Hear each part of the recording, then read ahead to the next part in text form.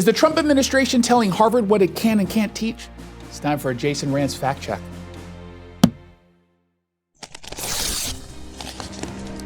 Harvard University is suing the Trump administration for funding freezes and the threat of cuts. Harvard essentially says it should have federal funds, our tax dollars, with no strings attached. It led to an interesting and misleading conversation on CNN.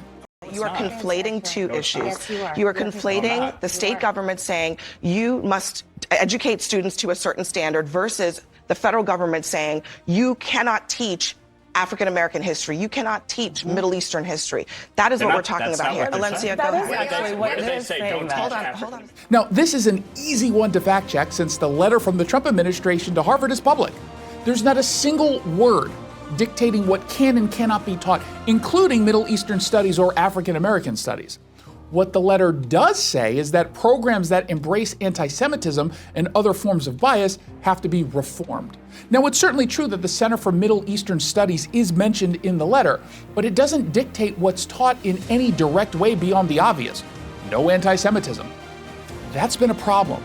Just last month, Harvard dismissed the faculty leaders of that program due to allegations that some of the center's programming has been anti-Semitic and didn't represent any Israeli perspectives. A report from the Harvard Jewish Alumni Alliance has called out that department for demonizing Israel as the, quote, last remaining colonial settler power embodying the world's most evils, racism, apartheid, and genocide. Now, the Trump administration is saying, hey, you can't inform your program's curriculum with anti-Semitism, that you actually have to teach instead of indoctrinate. Now, CNN thinks you can't have a Middle Eastern Studies department without intentionally promoting the destruction of the state of Israel. I think we just spotted a problem. So consider this fact checked. It's false. I'll see you next time. Download the smartphone app to take KTTH with you everywhere you go.